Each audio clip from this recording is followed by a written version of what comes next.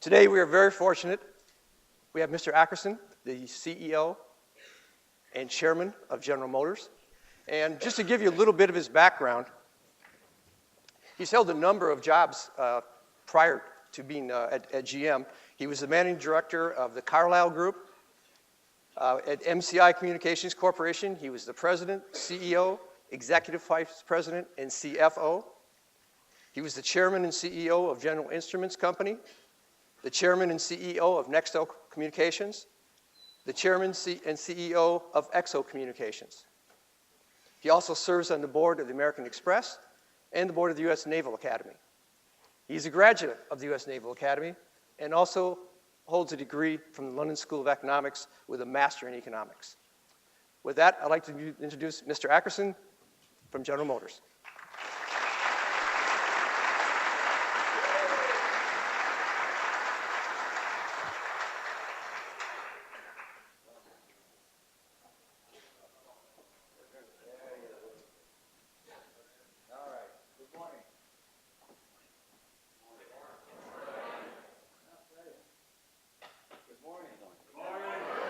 Is the mic on? Oh, go ahead and tell me. Sir, did you turn your mic on? No.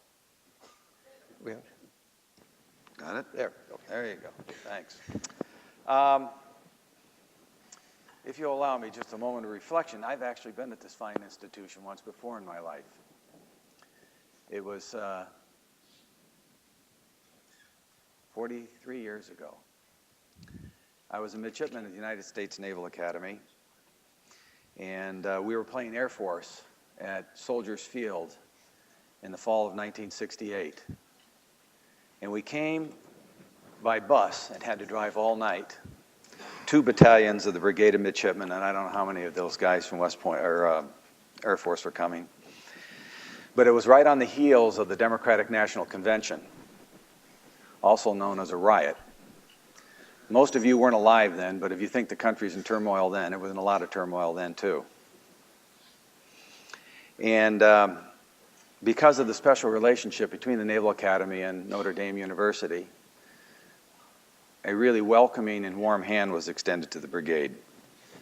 We stopped here after driving all night, something like 10 or 12 hours. I don't know how long it was, it seemed forever. We were basically in sweats. And we were allowed to stop here, 700 plus midshipmen, shower and have breakfast, put on our dress uniforms to march down Michigan Avenue.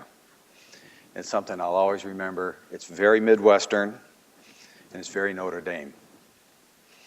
And our classes were getting hammered pretty hard in those days. So it was nice because there was a reflection upon where we were at the time. We walked down Michigan Avenue and all these people were throwing garbage at us and calling us baby killers. We were 19 and 20 years old. So to your generation, hats off. The way the military is treated by your generation is a lot different than it was back when we were in the day. Sam, thank you for the introduction and good morning. It's great to be here at such a great university. I welcome the opportunity. I give many talks to colleges and universities, and they always seem to get pretty big audiences. In fact, I gave the Forstall lecture at the Naval Academy earlier this year, and it was amazing. All 4,000 midshipmen attended. My wife was there, and she was impressed with the attendance and the level of interest. But I knew why they were there. It was mandatory. At Notre Dame, you're a much more enlightened institution. You give out class credits for attendance. In my day, they call that a bribe. But you're here, and I appreciate your attendance.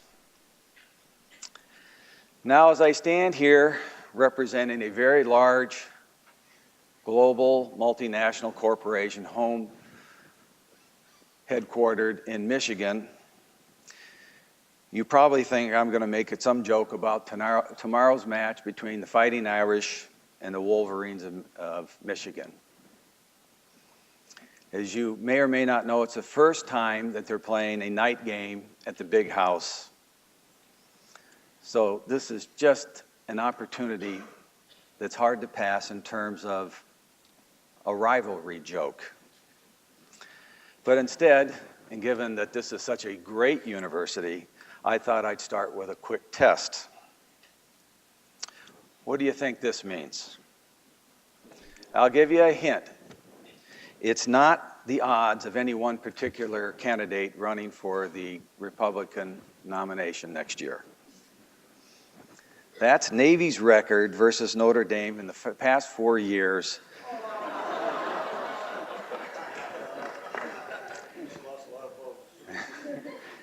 I said I didn't want to engage in rivalry humor, and I'll keep to my word, because when a team wins 75% of the time, that's the rivalry record of the last, how many games is that? 77 games.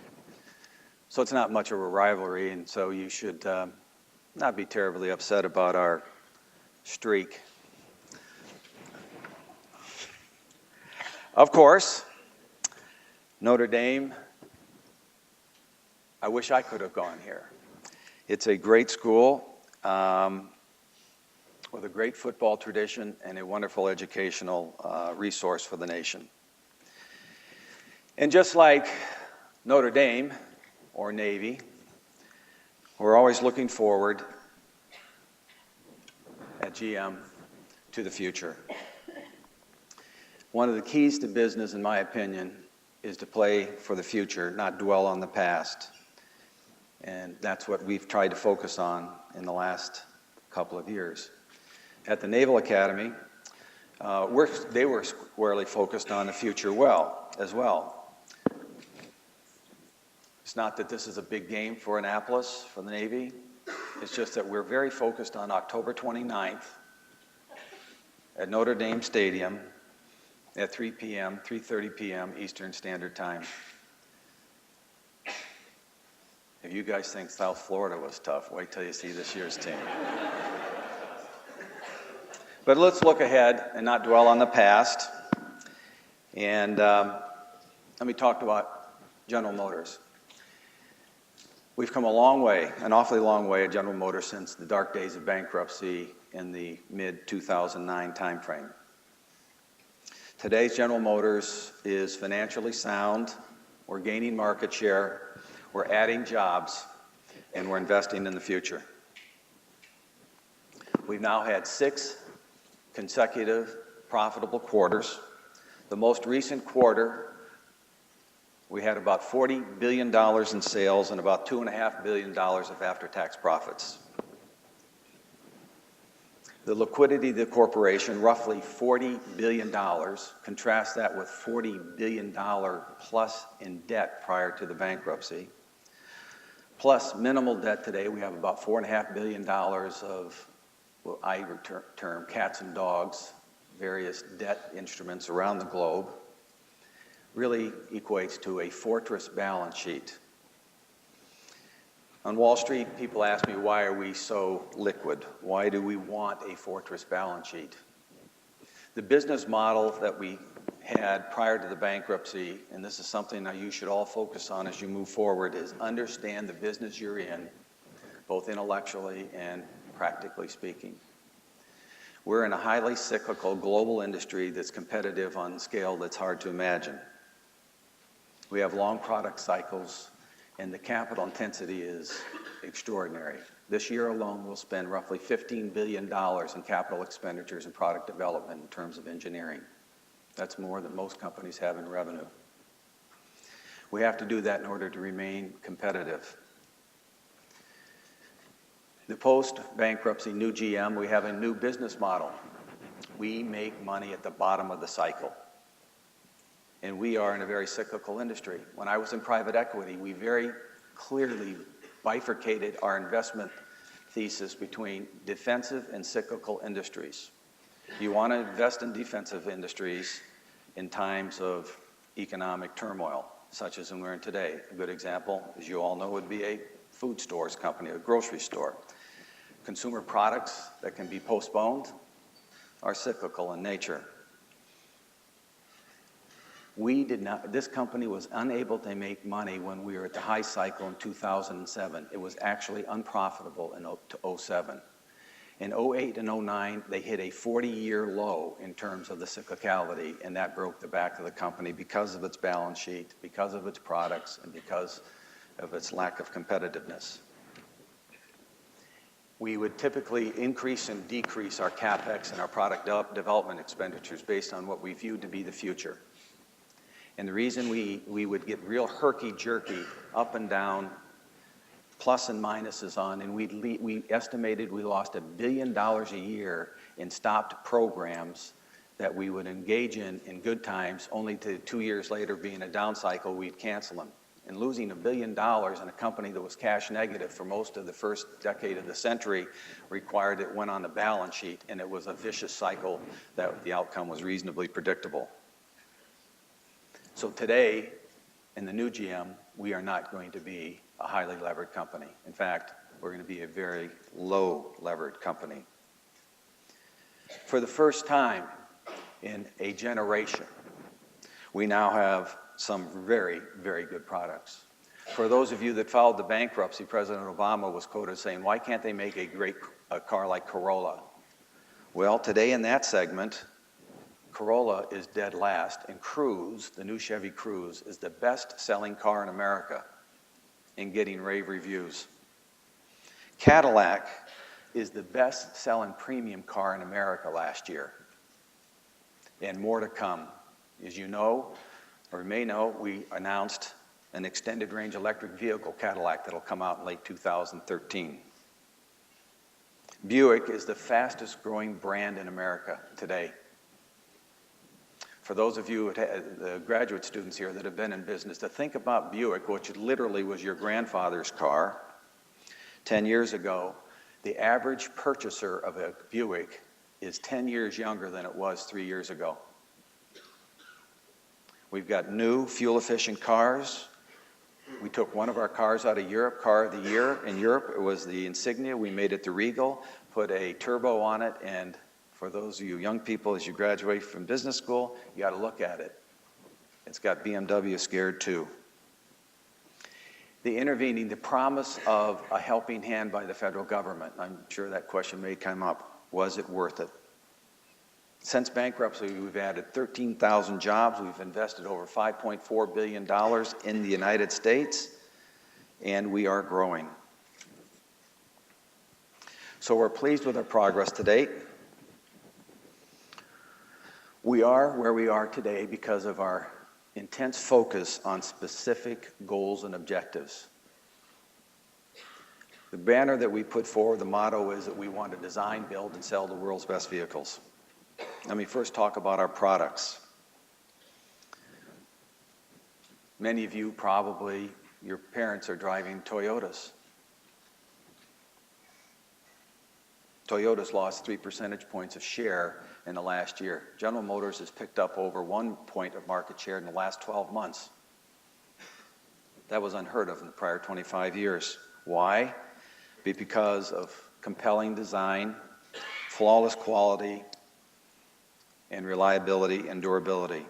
Since bankruptcy, we have won over 600 awards worldwide for our design, quality, and reliability. 2 of the top 10 American brands by J.D. Power's initial quality surveys are Cadillac, Buick, GMC. Our warranty repairs are down by 50% since 2007. That's a metric we watch because it's indicative of the post-sale issues that our customers may or may not have. We are leaders in fuel efficiency. We have some of the safest cars on the road. Our technology is surpassed by none, and we are moving aggressively into new infotainment and connectivity. The Volt has been heralded as a step forward. The Volt is a leap forward. For those of you, and many of you in this room, don't remember the space race of the 60s when America could do anything. This car is unique. 80% of the people in America drive 80 miles or less per day. On one charge, this car will drive around 40 45 miles on a single charge. And then it has a gas assist, an 85 horsepower engine. All it does is make sure that the battery is charged. You're always on electric engine. I had a car for 3 months during the captured test fleece when we were in the initial phases of rollout. My wife and I drove it for 2,000 miles. We used 2.5 gallons of gas. It's one of the times we went from Washington out to Annapolis to see Navy beat Air Force. So the engine cut on, kept sure, because it was 75 miles out, we needed a little assist. This is a car that you do not have to worry about. You could literally drive it from New York to Los Angeles without having to stop. That's not to say that we're not going to pursue battery electric vehicles, battery only, but battery technology, for those of you, I was an electrical engineer. Can't remember any of that, I'm so old now, but I was one day. But battery electric vehicles today, the laws of physics are such that depending on weight and aerodynamics, you're lucky if you get 60 miles. But when it's different than when you run out of electric charge, it's not you're going to hitch a ride to the local gas station, get a gallon of gas and fill it up. You're going to charge that baby for 4 hours from a dead. We never let our battery go down more than 15%. Never. So the Cruise, the Eco Cruise, gets 42 miles per gallon. That's hybrid type mileage, and you don't pay for the electric assist. That being said, we are putting light hybrids in most of our cars today. Just this past month, the new 2012, both Regal and LaCrosse. Cross is you're probably not interested in mid-size sedans, the age of the group, but that will jump their on-the-road mileage to the high 30s and the high 20s in town. It's good news. So products and product development is a focus of the company, and it's done well. We're trying to strengthen our brands. We want strong and unique brands. Today, with 4 brands, and this was a big deal. I was on the board for a year prior to becoming CEO. The big risk coming out of bankruptcy, that going from 8 to 4 brands, that we would lose share. That was whenever you do that, if in your other companies that I've been the CEO of, when you take a brand or a product out of the market, does your customer base stick with you and transition to new brands, new models? And today, as I said, the first time in a generation, for the last 2 years, we're taking share. So we made this transition from 8 to 4 brands very, very successfully. Chevrolet is one of the top 5 global brands, automotive brands in the world. It's the only brand in the world of the top 5 that gained market share last year and grew. In fact, Chevrolet in the first 6 months of this year sold 2.3 million vehicles globally. That's one about every 7 seconds. So I feel pretty good about this hour-long talk I'm going to have with you today. We'll be selling a lot of vehicles. It's the best performance in the 100 years. It's been 100 years Chevrolet's been in service, been in the marketplace, to sell almost 2.4 million vehicles in 6 months. It's the best 6 months Chevrolet's ever had in its 100-year storied history. And it recorded gains in almost every market on a global basis. Residual values, in other words, what is a car worth after 3 and 5 years, across the portfolio have increased because of the quality, because of the reliability and durability. The good news is we're profitable around the globe. Last year, we executed the largest initial public offering in the history of the world. When I was on that road trip, we got a lot of pushback from Wall Street, and we were around the world. We were in every major financial center in the world. We were losing $1.5 billion last year at this time when I came into that job in Europe alone. $1 billion on a run rate and $500 million in restructuring charges. And I made the audacious statement that I thought we could get that to break even by the end of 2011. So far in the first half this year, we've made just over $100 million profit in Europe. So that's been a huge step forward for the company. The pearl that's misunderstood about General Motors, or people are unaware of, we are the market share leader in the BRIC countries, Brazil, Russia, India, and China.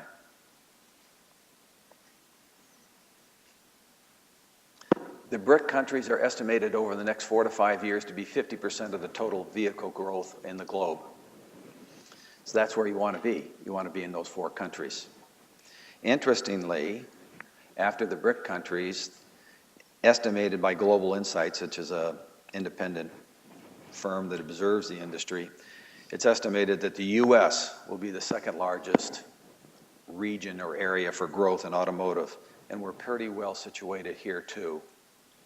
I remember going into bankruptcy before I joined the board, before I became part of management.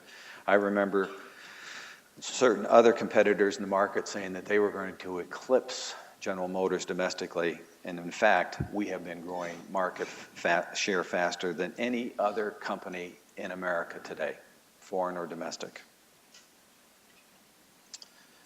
In the U.S. alone, we made $2.2 billion in the second quarter. And that's with a SAR, a seasonally adjusted rate of sales, which we watch very carefully, of 13 to 13.5 million. Remember, at the high point in 2007, it was 16 million. So what that says is if we're making money at a relatively low point in the cycle, not at the bottom, if the projections for the industry are anywhere close to right, and they go back to 16 or 17 million dollars, the new GM is optimally positioned. Literally, we've gained share 7 out of the last 8 months in the United States in a tough market and a tough economy. With all the uncertainty of the summer, sovereign wealth debt concerns in Europe, our own domestic debt concerns and the arguments that persisted through most of July and August in Washington, and the erosion of consumer confidence to a low not seen in almost 2.5 years. Our sales in August are up 18% year over year.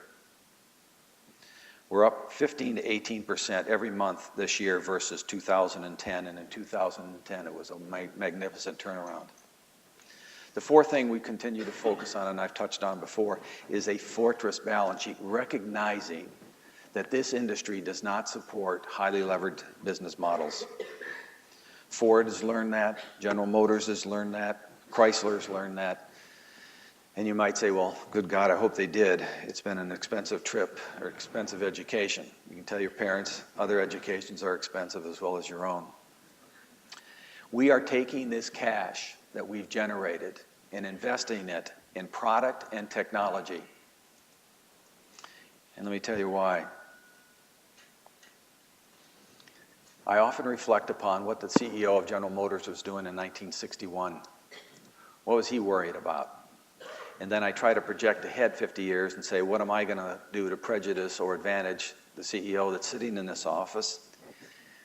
Whether he or she, if I'm going to doom the General Motors of 2161 or 2061. In 1961, I was alive. You probably weren't. The CEO must have been thinking about just how big are the fins going to be on that 1961 Caddy. Could I get another 25 horsepower in that big engine? He wasn't worried about fuel efficiency, greenhouse gases, carbon emissions. He wasn't worried about alternative propulsion. The cars, if Chevrolet started in 1911, from 1911 to 1961, the cars weren't fundamentally different. In combustion engines, 4 wheels, and we got a few creature comforts and some safety regulations put upon the industry. I will tell you, your generation is probably the last generation that will rely wholly upon internal combustion engines. We have hydrogen fuel cars. We have many hydrogen fuel cars up and running today. They're very expensive. All new inventions are. I managed a company that invented high-definition television and won the U.S. standard. The first time we built a high-definition television that you probably all have in your dorm rooms today at $200, it cost close to $400,000. And it was as big as that slide presentation in front of you. We had motherboards. We'd go back and we'd mess with various components and try to perfect digital high-definition television. These hydrogen fuel cars are of great potential around the world. The problem is, I don't know of many hydrogen fuel stations. There's billions, if not trillions of dollars invested in carbon, various fuel sources, the pipelines and the gas stations. And I don't know just how popular it would be to turn over hydrogen fuel stations and have the government help build them to facilitate the infrastructure if Exxon were to get them. But they're where the cars are, because that's where the roads are. So these are questions downstream. If we do perfect this technology, whether it be hydrogen fuel, next year, give me another perspective. We sit on a reservoir. We are the Saudi Arabia of natural gas. And I know the oil companies have to deal with this fracking technology to make sure it doesn't foul the environment, but let's assume that they're able to extract it. Next year, we will come out with a bi-fuel, not biofuel, bi-fuel engine that burns both liquid gasoline that you're used to seeing and compressed natural gas. It too will be kind of a two-engine source, just like the Volts extended range electric vehicle, because the infrastructure for electricity is in place. We can use it. It's got to back it up with gasoline until battery technology advances, which I'm sure it will. As sure as the sun will rise tomorrow, I think hydrogen fuel cells will come into play. I worry about when the infrastructure will be deployed. But compressed natural gas is also an alternative. It's about 50% cleaner than liquid gasoline, the gasoline that's used to buying, and its fuel density is almost as good, not quite as good. So it's critical that we are able, at this point in our history, to continue to invest in research and development, engineering, and capital expenditures to make this transition from combustion engineering into advanced propulsion. And that's one of the reasons, at this point in time, as perverse and as difficult as the bankruptcy was, that we have a better, healthier, cleaner balance sheet.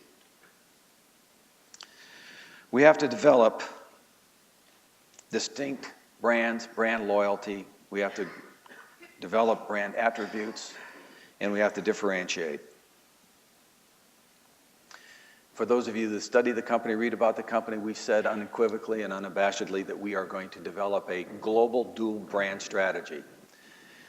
When you look at our competition, Toyota is Toyota, and they have great brands. They have the Corolla, the Prius, the Camry, and others. Well, we are different. General Motors is not a brand. It's a holding company. We have 4 distinct brands in the United States. We have 2 global brands in the United States, and we're going to make Cadillac, as you've seen our ads, the world standard. We're going to take it globally. We must do that. We must develop diesel and right-hand drive Cadillacs for Europe, and quite frankly, we estimate by 2020, 40% of the premium brands in the automotive sector will be purchased in China, seconded by the United States. And with those drivers, that's where we're going to go first. Next year, at this time, we'll be manufacturing in volume Cadillacs in China. The best known brand that we have is Chevrolet. As I said, it's one of the top 5 global brands, and it's doing quite well. It's healthy. We have resurrected it, and these cars are great cars. These are the cars that people wanted to buy in the 50s and the 60s. Our challenge is to make sure that this storied 100-year-old brand is relevant today, especially for young buyers. Quite frankly, you. Young people today are much more aware, they're smarter, they're more discerning, and we want them to view Chevrolet as cool. Your mom and dad were cool one day. You probably can't imagine that, but trust me, they were. Marketers today, we've done something that's very non-GM or un-GM. We're looking at these under 30 this under 30 market, commonly referred to as millennials. That's what you all probably are. Not everybody here. I see there's some gray hair around the room, but most of you are millennials. Did you know that? Get used to it. We're the baby boomers that you all want us to die off so you don't have to pay all the Social Security. But someday your children will say, what the hell are these millennials? Well, your generation is 80 million strong. It's the biggest bulge in the population maturation timeline since the baby boomers. Next year, the millennials will make up 40% of the car buying public. We've spent a lot of time and effort researching this group. In fact, we've established a strategic relationship with, again, you'll find this hard to believe, with MTV. I thought that was a disease many years ago, but I understand what it is today. And we've created a SWAT team with a marketing research group within MTV called, I love these names, Scratch. Have you all heard of Scratch? Oh, good. They're studying you. They have a lot of information about the millennials. And essentially, in this combination, this affiliation, if you will, we have, in football parlance, an all-access pass to examine the assets that they have, the expertise that Scratch has, across all of their programming, sales, marketing, music, and research. And we're doing that so we can gain insights and ultimately understand and establish or formulate a strategy to pursue one thing, to convince millennials like you to fall in love with Chevrolet. And I think we've got a good shot at it, because you know, when I came out of college, the only thing I knew when I thought about buying my first car is I didn't want to buy the same car as my dad, because I didn't want to be like my dad. Of course, as I got older, I realized what a great man he was, and but I didn't want to buy a car like he had. So I don't claim to know how young people think, but I know that if anybody does, it's probably MTV. So we are going to continue this partnership, and we think it's very important in order to align General Motors and our brands with this emerging new market. Another area of focus for us is to continue and maintain our focus on competitiveness. You wouldn't believe how complex this company is. Our revenue within 2 years of coming out of bankruptcy is estimated by Wall Street this year to exceed $150 billion. $150 billion. That's more than $10 billion a month. And what that says is this company, this great American company that is a trade engine, has revenue in excess of the gross national product of 150 countries. So it will keep you awake at night worrying about the complexity, and simply put, we have too much.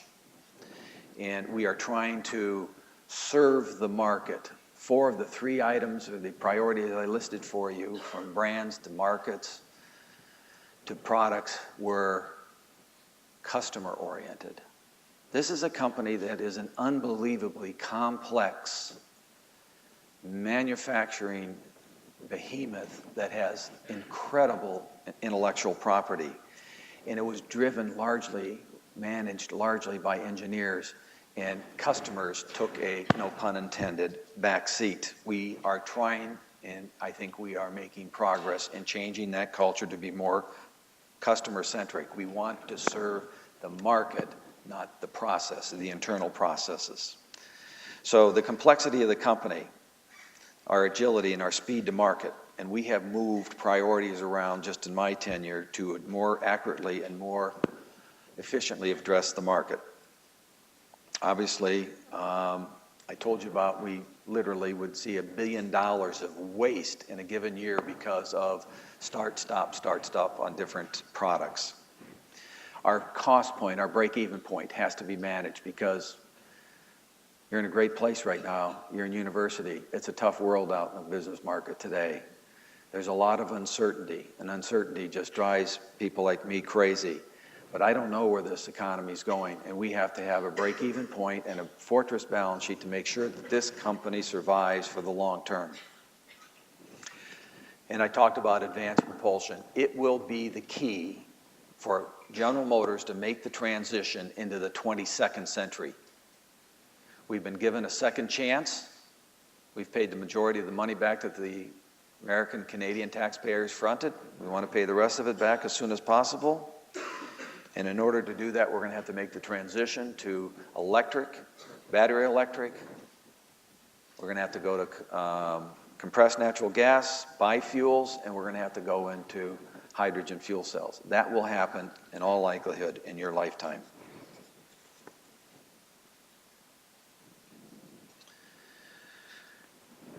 How many you all heard I got a master's degree at the London School of Economics. How many of you ever heard of the economist Schumpeter? Joseph Schumpeter. Okay, the creative winds of destruction are critical to the capitalist system. The creative wind of destruction in our industry is going to be advanced propulsion and technology, and that's why we have to be strong, smart, and fast. Those are the three laws. Is that the three laws of Darwin's theory? There was a fourth. You have to be adaptable.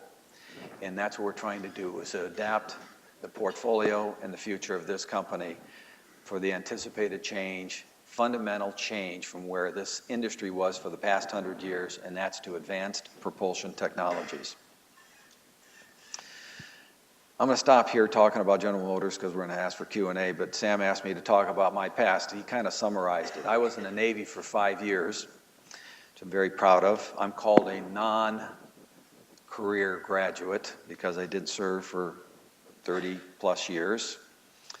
I'm very proud of my classmates that did and thank them for the service. For any of you that are veterans, thank you for your service. And Sam, you're an Air Force graduate, thank you for yours. Not an Air Force Academy graduate, an Air Force veteran. That's better. You guys think you have rivalries with USC and Michigan. How many of you have been to an Army-Navy game? Well, you know. In my lifetime, I have been blessed, and I mean that, to have been at the epicenter of two tectonic shifts in American industry. Some of you won't remember MCI, but we took on, at that time, the world's largest, most profitable monopoly and brought them to their knees. It was a great company, and it resulted in the breakup of AT&T and the plethora of technology you see today is because competition was brought into that industry. In kind of a associated area, as Sam mentioned, the transition from analog to digital technology. Local business, XO Communications, we had 1 million miles of local fiber in 62 of the largest cities in America. MCI, AT&T, interestingly, invented fiber optics, and we deployed it against them. Kind of a perverse turn of events. Nextel, I was at Nextel when it was worth, a friend of mine and I got control of the company. Its market cap was $700 million. 5 years later, it was $35 billion. I retired. And I went into private equity. And boy, those were the salad days. A little bit tougher now, but it was great. We had roughly $90 billion under management. I was responsible for all global buyout, the big buyouts for the firm before joining this great company. This is a great company. It's an American company we should all be very proud of. It's an international company that we're in the markets where we participate. We're good corporate citizens, and I think around the globe, General Motors is probably perceived much more positively in many foreign countries than it is in this country. We intend to rectify that in the coming years. So I'm proud to be a member of the team. Our mission, and that's exactly what it is to restore a great company to its heralded past. something you all be proud of. With that, I'll stop, and Sam, I guess we'll try to answer any questions you might have about General Motors or even me. Let's go over to our chairs.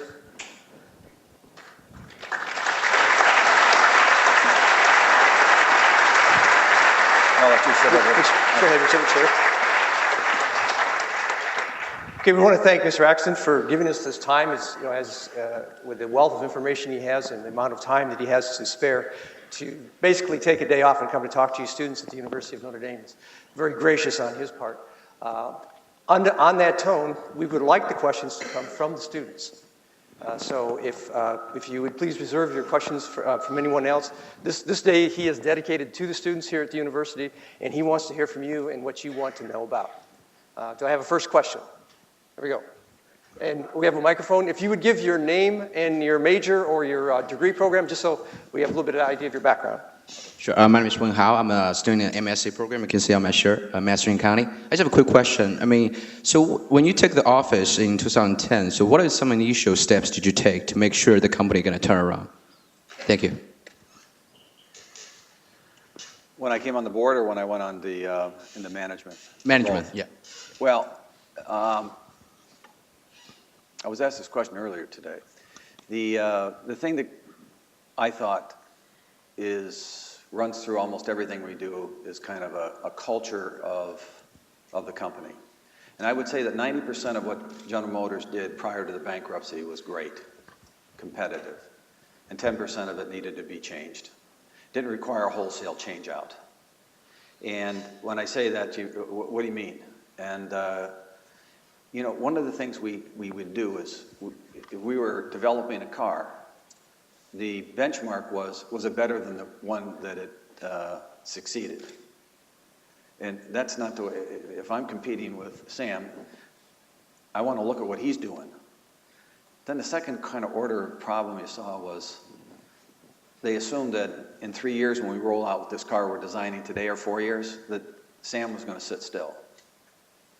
It's business by nature, and you should all recognize, as I've sent to the other business schools, and people look at me and they go, well,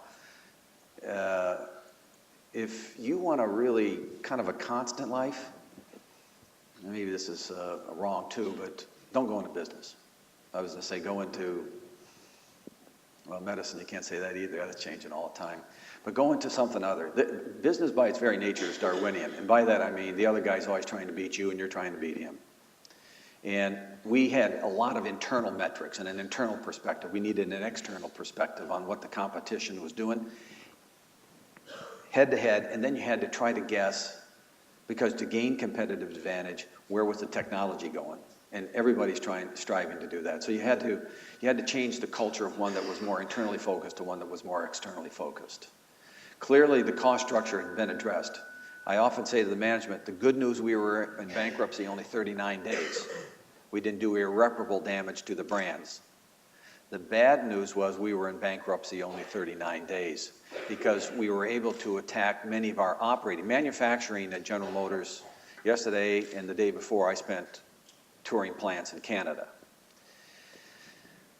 We have negotiations on a contract next year with Canada. We're in the midst of them now with the UAW. I wanted to get a lead on what's going on on the plant floor, what we were doing. It's some of this, you would be surprised the amount of automation. We have anywhere from 300 to 500 robots in most plants. And the amount of software, if anything, it's needed. And you say to yourself, where do I get robotic technology? Where do I get the expertise to change it? Where do we evolve in terms of hydrogen fuel cells? Are we going to get the breakthrough before our competition? There are other automotive companies around the globe that are spending no money on hydrogen fuel cells. They think what we're doing is a fool's errand. Time will tell. But I wanted to get a culture infused within the company that was willing to accept business risk. For you that are in graduate school and worked in other businesses, the worst thing I can see is when someone comes up to me and you say, well, Sam, what do you need for this program? And he thinks he needs $250 million and he tells me 300. So, a couple of years later, he's a star and gets a bonus. well, if he really is 250, I've taken 50 million out of the pipeline, if you will, that could have been spent on another program, and we sub-optimize. So when I go into a plant or we look at performance metrics within the company, if I see 3 months of just green, green, green across the board, I don't know, my conclusion is we're not stretching hard enough. I was president of MCI at 43 years old. I thought, man, I got to figure it out. And the founder of the company and chairman he's in the International Business Hall of Fame. He was a big guy in my life. I was a real mentor.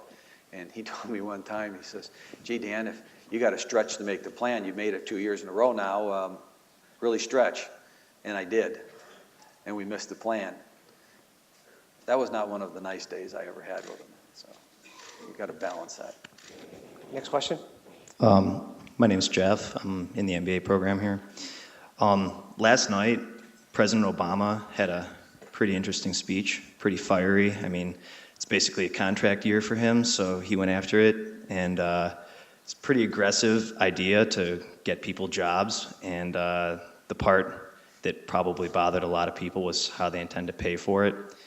Increase taxes on companies like yours. And I'm wondering, what are your thoughts on that? Do you consider that maybe an unjust burden, or do you think it's a social calling, an opportunity to give back some of these awesome profits that you guys have been making to do some good that not a lot of companies are in a position to do?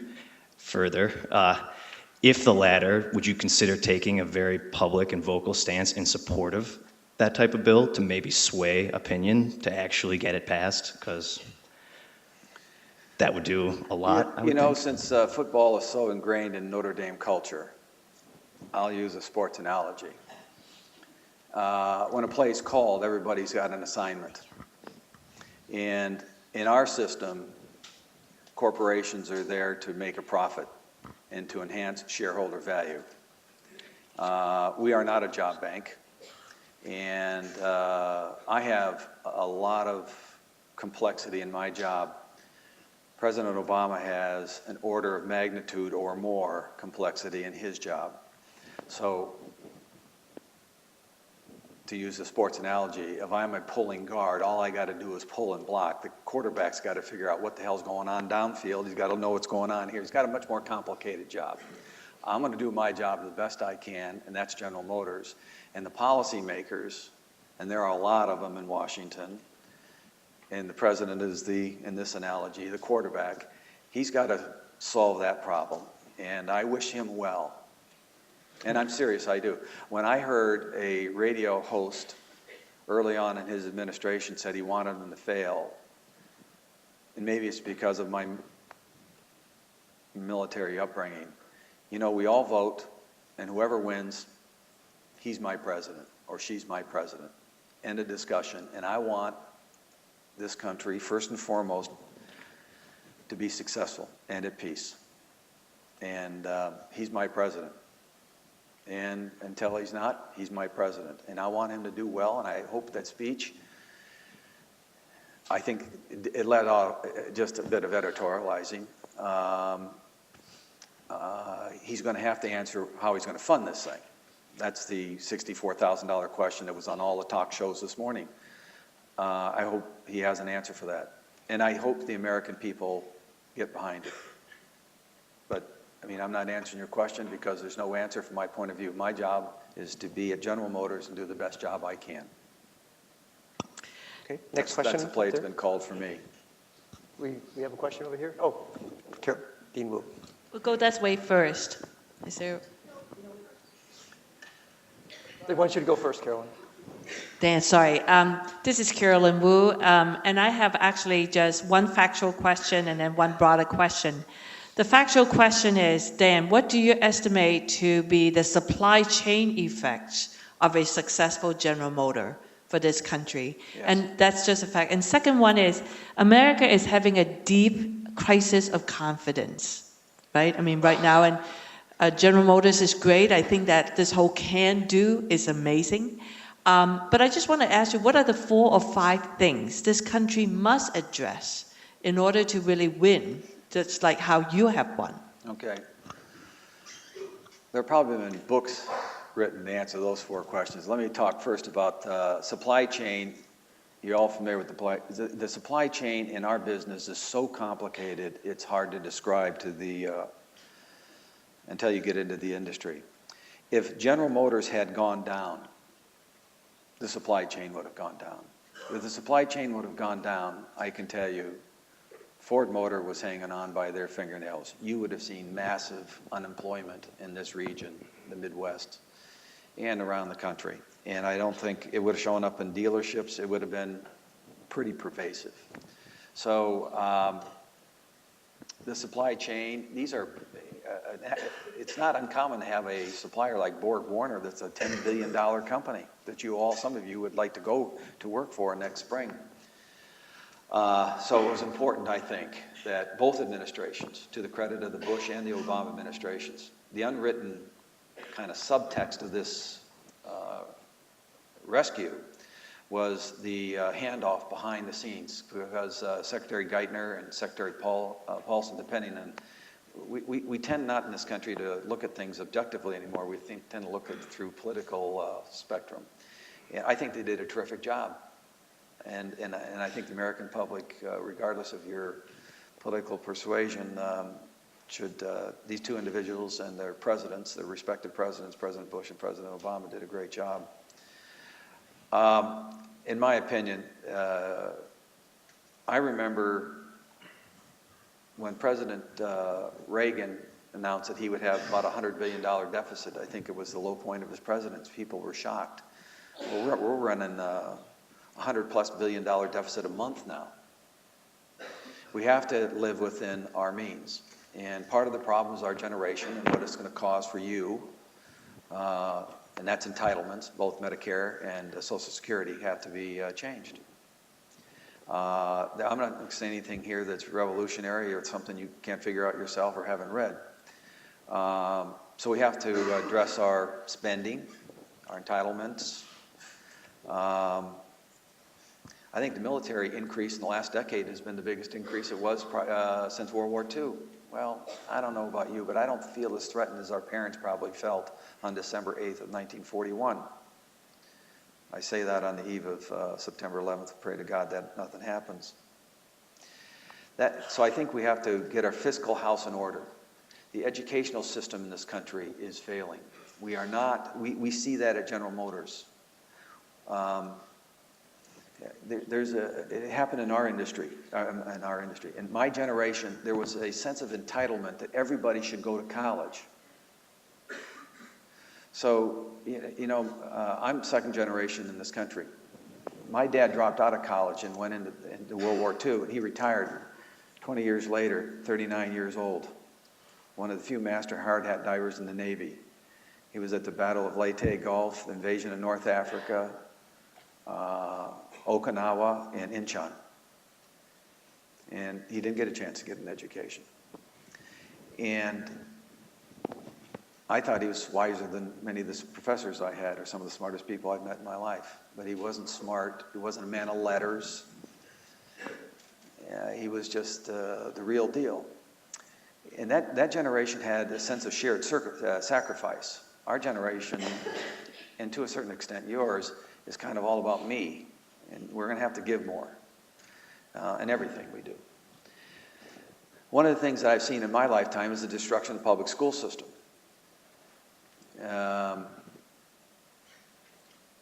It was just a given when I was a kid. If you went to public school, you were going to get a good enough education to get into a great school. You'd have a fair shot. And I think we need to go back and kind of revamp education. In 1920 was basically the same way they're teaching it today, chalkboards and whatnot. Well, who the hell? I got grandchildren that can manipulate iPads better, probably as well as some of you. Pretty soon you'll be dated too. I won't say how much better she is at it than I am. But there've got to be new ways to teach our children and get them to world standard. And there's no question, there's a big difference in this country between rich and poor. If you're wealthy, you can send your kids to private schools. But I did not come from a wealthy family. And I thought I got a pretty good education. And when you go to the service academies by virtue of a congressional or senatorial appointment, you have almost a perfect distribution of the United States in your class. I will tell you, you have a perfect distribution. If there are 10 times as many people in California as there are in Iowa, you're going to have 10 times as many students at Annapolis or West Point than you have from Iowa. So I saw a pretty good distribution, and I'll tell you what, I grew up in a town of 35,000 in nowhere, Minnesota, and I could compete, and I went to a public school. And you ought to be able to do that in America. So I think you've got to solve your debt problem, you've got to solve your education problem. We see it at General Motors. We're not getting enough technically trained people. The point I was going to make about my dad, when we came up, I have 3 in my family. My brother's a doctor. Everybody in my family wanted my brother. Every immigrant family, when they know they've arrived in America, they either have a doctor or a lawyer in the family. Well, I got an honorary doctorate last year, and I was giving my brother a hard time. Of course, it doesn't matter to him. He's a real doctor. But I told him, I can do everything you can. I just can't write prescriptions. But my brother, everything was to get my brother through, and that's how I ended up in Annapolis. I had to get a free education. It wasn't out of a calling to go to serve, although I was proud to serve. My sister's I was an engineer, and my sister was a teacher. And he wasn't about to fund anybody going to school to study art history. Because you went to college to get a job. You went to college to get a job. And so I think we have great jobs for people if they'd go to vocational school for 2 years. We'd get them good jobs that are good paying, got a lot of security. And I have a niece that I helped get through college, and she majored in art history, and I went, oh, geez, I don't know. I told my sister, I don't know about that. And then she managed to go on and get a master's in art history, and now she's getting minimum wage. She's editing some magazine in New York and living in a really not a very nice place. And you say, well, she's got a master's degree and an undergraduate degree, and I know there's probably somebody in here who's got an art history degree, and I'm sorry, my wife does too. But I just think, you have to earn your way in life. And so those are the 2 big things. I'll leave that up to the policymakers in Washington. I think we've got to live within our means. I think there are going to be some hard decisions to get us from point A to point B, and I think we have to fix the educational system. I'm sure people can talk about Medicare. I'm not on Medicare, not eligible, and I don't want to be just yet, but I'm sure someone is going to say that we should fix the medical system, but I don't know enough about it. Okay, before we have the next question, I know we have a group of students who have an 11:45 class. We excuse you at this time for those that have to leave. And if you do so quietly, and let's hear the next question. Thanks for coming.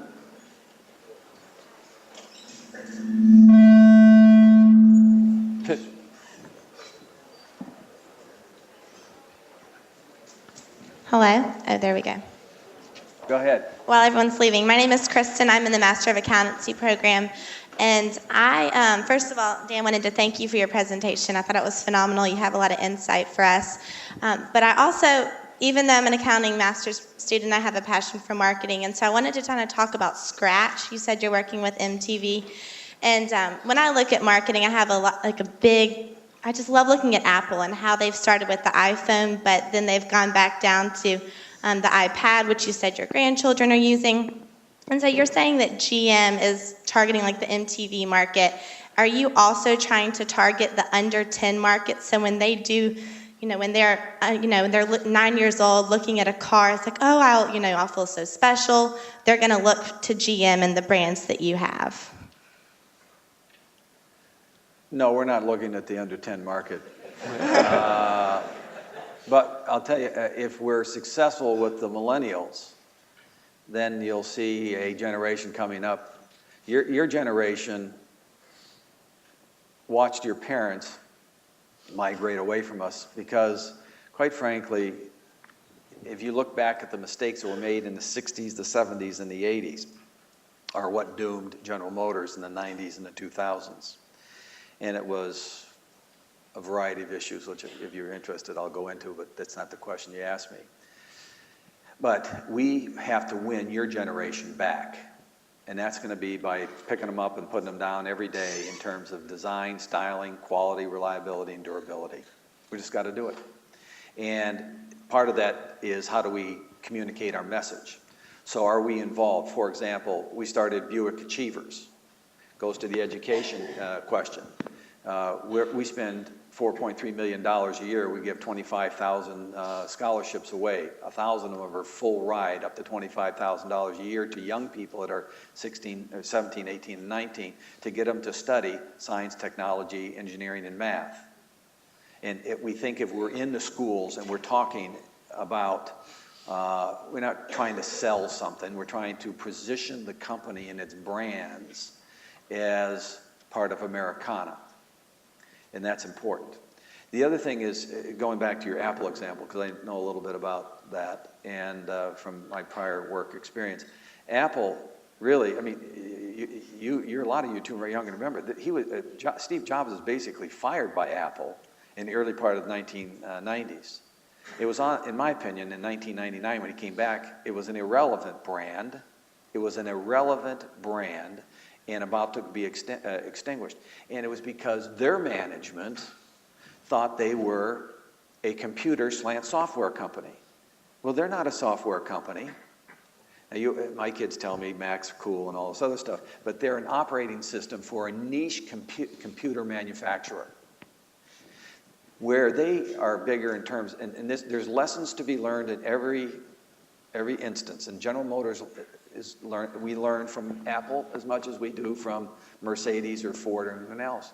They had to decide what they want to be when they grow up or when they get a second chance. They essentially got a second chance, not by virtue of a government infusion of capital, but Steve Jobs. And he came in, and I'll tell you what they are. When was the last time you heard anything about Sony that mattered? They are the best consumer electronics company in the world. That's what they are. And, when you look at an iPod, they didn't invent that technology, but they've perfected it and they communicated it, and their brand, you're a marketer, their brand communicates all sorts of brand attributes and differentiation. And that's what we're trying to. The Chevy Volt is so cool. Half the people that buy Chevy Volts are BMW owners. The average BMW buyer earns $170,000 a year. This is a completely different demographic for Chevrolet. It's a halo product. It is the iPad of cars right now.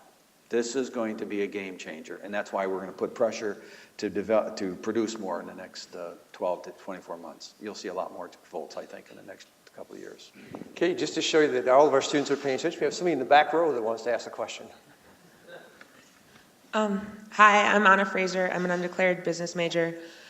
I kind of have two related questions. First, have you considered going into long-range alternative propulsion like Tesla motors? And second... Like what kind of motors? Tesla. Oh, Tesla. And then second, do you consider Tesla to have any future in the market? Because they're so much smaller. So just what do you think about their future? What do I think about Tesla? Yeah. First of all, I see a Minnesota shirt. Are you from Minnesota? Where'd you grow up? Everybody went to St. We'll grow up in Twin Cities. Okay. Tesla is a battery electric vehicle technology using ion lithium batteries. There's no new news there. They charge over $100,000 for a car. We're getting criticized for a Volt that costs $40,000. I would never dismiss any competitor. That's what AT&T did about MCI. I joined MCI with a couple $100 million, and I was done. It was tens of billions. You can't ever underestimate what they can do or can't do. But their technology is well understood by us. It's well understood by our other competitors. Right now, they are a niche competitor. What they're doing is they've got an interesting looking design. I see the cars. They're small. They have to be. We're going to have to mass is a big element of fuel efficiency. And you say fuel efficiency, what do you mean? You're talking about gas? I'm talking about electric too. I'm talking about hydrogen fuel cells. So no, I don't dismiss Tesla. I think they've got technology that's part and parcel to Volt, and it's part and parcel to the battery electric cars that we have. I just don't think battery electric, where it is today, is going to fit. This is a gamble, and as I told you before, you got to be willing to take risk. When we looked at our portfolio of electric cars, we concluded that the size of this country, it's not Belgium, it's the United States of America. People are going to want to drive from, pick a city, Philadelphia to Washington, D.C. Well, you can't do that with a Tesla. So what's the utility? Battery electric vehicles today that go, say, 50 miles or less are really urban cars. And people say, well, if I buy that, I'm going to buy another one so I can drive from Philadelphia to Richmond to see my son at the University of Richmond or something, or go from Detroit to South Bend to see, or maybe you're all going up to see Michigan this weekend. You wouldn't do that with a Tesla, but you could do it with a Volt. By the way, you get a $7,500 tax rebate, and if anybody wants to buy one, I'll help them. Our next question right here. Hi, my name is Amin Asaba, and I'm an MBA student here at university. I agree with you that natural gas, we have a lot of it, over 150 years worth of natural gas. We're discovering shale plays every year. I wish to know, some of your competitors already have natural gas cars. Natural gas is cleaner. It costs 2/3 less than petroleum and the gas we fill out the tank.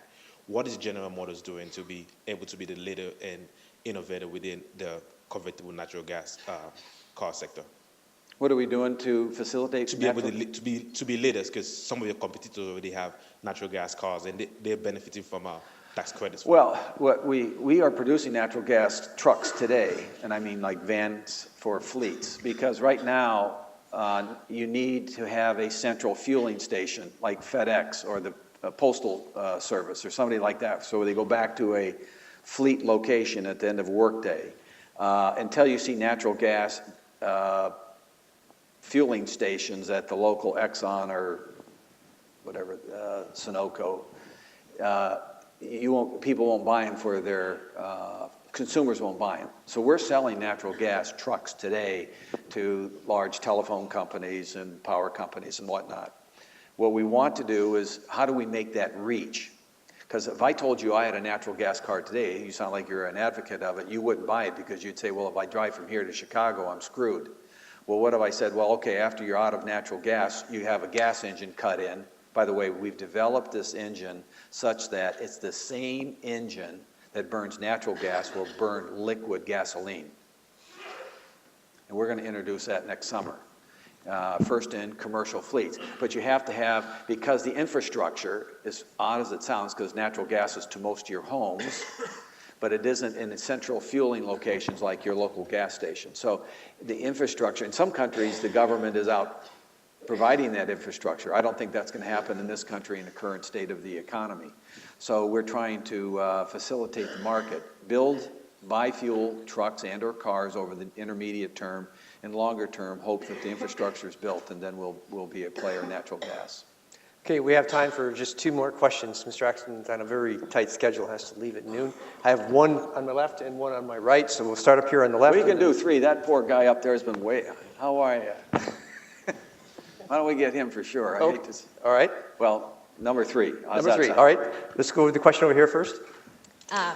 My name is Rachel Vidal. I'm in the Masters of Accounting program. I have 2 fairly simple questions just because I'm kind of a car buff. One, the XLR was a beautiful car. Why'd you guys discontinue it? And 2, when I think of Chevy, car? The XLR, Cadillac XLR. Oh, yeah. And 2, when I think of Chevy, I think of a Corvette. Are there alternative energy ideas in the making for her? Do you think she could ever be as powerful with a non-combustion engine? Okay. I'm glad you like the XLR. Not many other people did.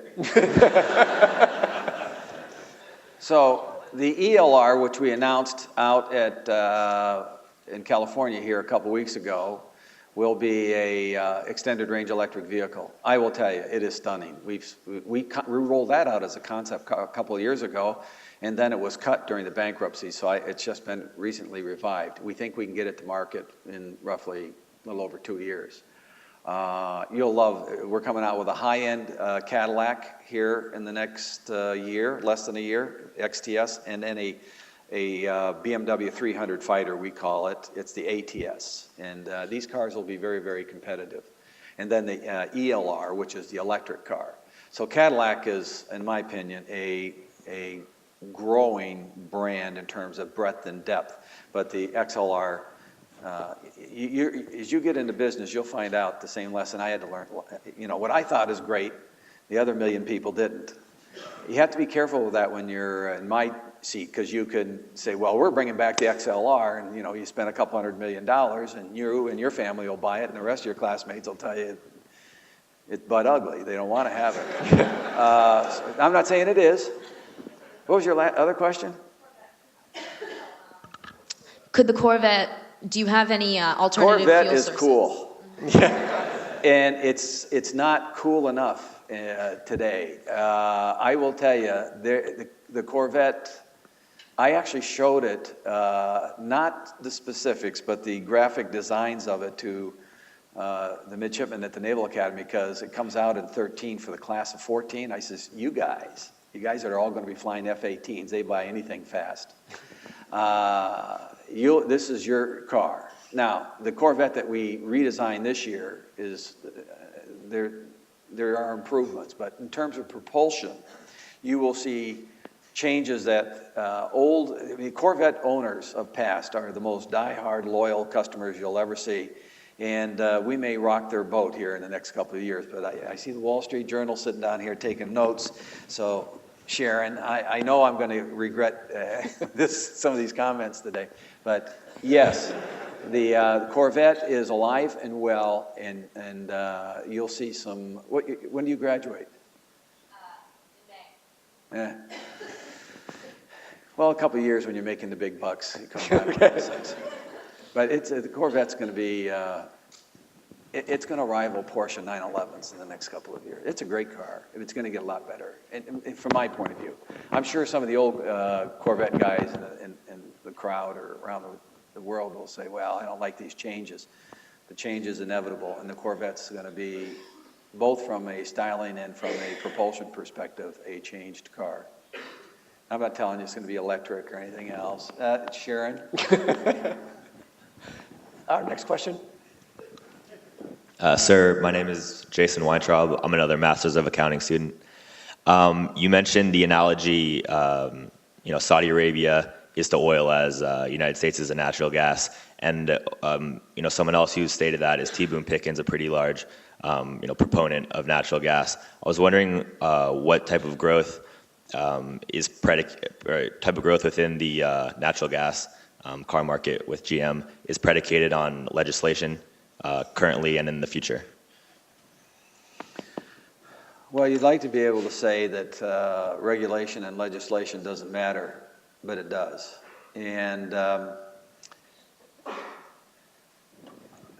And believe me, I'm so dated on engineering, I don't consider myself an engineer anymore, but I will tell you, when you look at power sources, you look at energy density, how many BTUs can you get per volume? And gasoline is very difficult to surpass with today's technology. I mean, when you look at batteries, we used to look at nickel cadmium batteries and what the energy storage for that. If you look at a battery, it's kind of like a gas tank for electricity. Lithium ion is much more dense, and so we've gravitated to lithium ion. There may be another breakthrough. It may go to solid state. When it comes to gas, natural gas is almost as good as gasoline, but not quite. So we are going to continue development in this area on the hope and the presumption that the infrastructure will be built to facilitate it. I would guess in the next 3 to 5 years, it'll be mostly in panel trucks for telephone companies, FedEx type businesses, where you go back to a central fueling station. There has to be enough demand you see, in a planned economy, which I do not endorse, people say, yes, we're going to produce so many of these type vehicles, so go out and build so many fueling stations, and 1 in every 4 gas station in America, to Exxon, you will build natural gas fueling stations. That isn't the way it works in this country. So it's kind of who's first, but the automotive industry has to show that we have the technology, it's developed, and it's available for, I think, the energy industry to take the risk of building it out. And there has to be market demand, which will be demonstrated by these initial forays into fleets, if you will. I hope that answers your question. Okay, our last question up in the corner. Hi, my name is Ethan Bailey. I'm a junior accountancy student. My question to you is, how do you manage all of your different brands to prevent cannibalism with one brand eating into the potential customers of another brand? I'm not sure I understood. How do we manage others cannibalizing our brands? How do you manage all of GM's different brands so they don't eat into the customers? That's a good question. What I did when I first came into the job, I used to be on the Time Warner board, and they produced Fortune magazine. In mid-80s, they came out with a cover on Fortune because, so you understand, in order to be successful in our industry, you have to have global platforms, global architecture. So when you do qualify your supply chain, whether it be a strut or a shock absorber or whatever, we have quality all up and down the line, and that supply chain may extend around the globe. When you look at the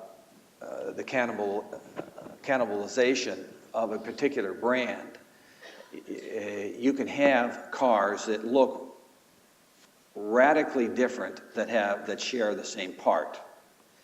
But when GM first got into global architectures, they kind of interpreted brands as a global brand is looking the same, the skin of the car, if you will. So on the front page of Fortune magazine, they had a Pontiac, an Oldsmobile Buick, and a Chevrolet. And they were lined up like this on the front cover. And you could not, and believe me, I've studied this thing, you could not tell the difference between those 4 cars. So you talk about brand differentiation, brand equity, brand attributes. As I described them, the swim lanes became too crowded. And so it goes to your point, how do we differentiate? So when we sit down and we spend a lot of time, we have a corporate marketing team. All we do, I sit on that, our chief marketing officer sits on that, our salespeople sit on it. We don't want necessarily the engineers on it. What attributes do we want associated with Chevrolet? Well, youth, styling, hip, all those things. Those are not attributes you'd assign to, you want styling, but you don't want it to be necessarily hip and all this other stuff and youth oriented, because the average college graduate is not going to buy a Cadillac. They might buy a Corvette, but they're not buying a Cadillac. So like today, this month, we rolled out the Sonic. I told you the Cruise has just been a grand slam home run for us. I mean, this has rocked the industry. Well, that's compact. Subcompact, we're the only manufacturer in America, and this isn't because of the federal government's involvement. We're trying to prove a point.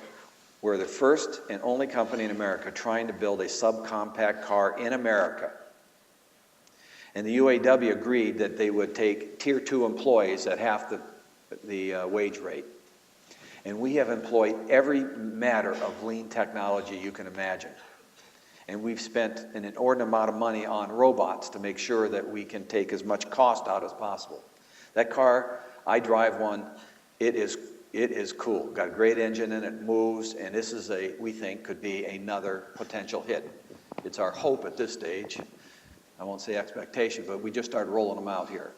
And it is a different demographic, a different profile of customer that we're looking for. So we have to, and it depends where we advertise. I tell you, we're not going to advertise Cadillacs or probably Buick on MTV. We're going to advertise Corvettes, we're going to advertise Cruises, and we're going to advertise Sonics. And so you reinforce, by virtue of the media, the message and the media, what attributes, and because they'll be assigned or typical of a particular demographic that you're trying to address.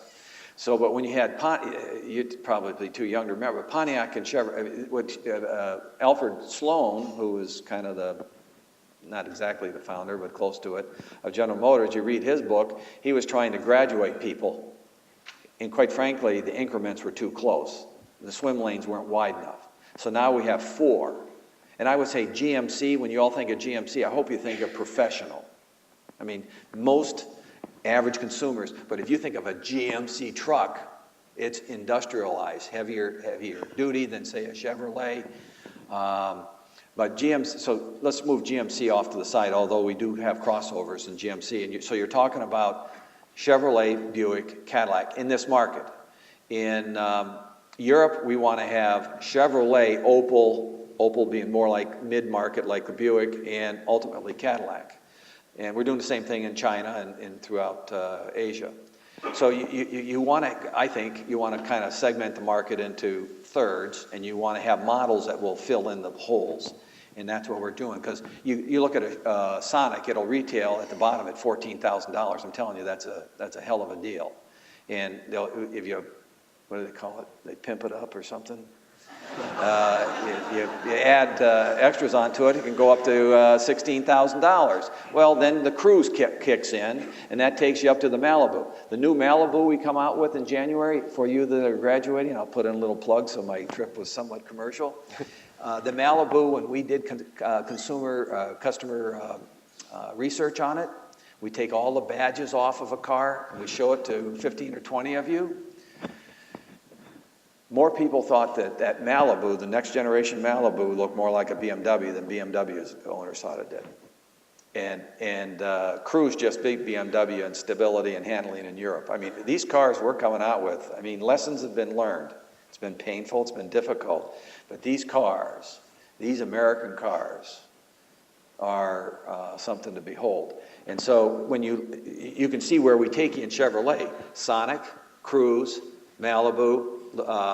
We're going to rename the Impala. I don't like the name, but I will tell you, I've seen, I mean, these cars we design out 3 and 5 years. They'll rock your boat, I hope.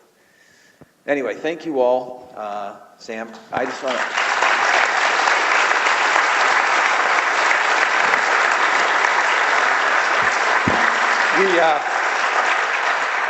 We know this weekend there's a little event tomorrow night that you either are probably going to attend or you'll attend with friends. And just because that you've been here, we want you to have a little something with a Notre Dame emblem on it that you can keep warm with, and hope that you would wear it. I want you to know that I pull for Notre Dame in every game but one. Okay. Thank you, sir. Thank you all. Thank you.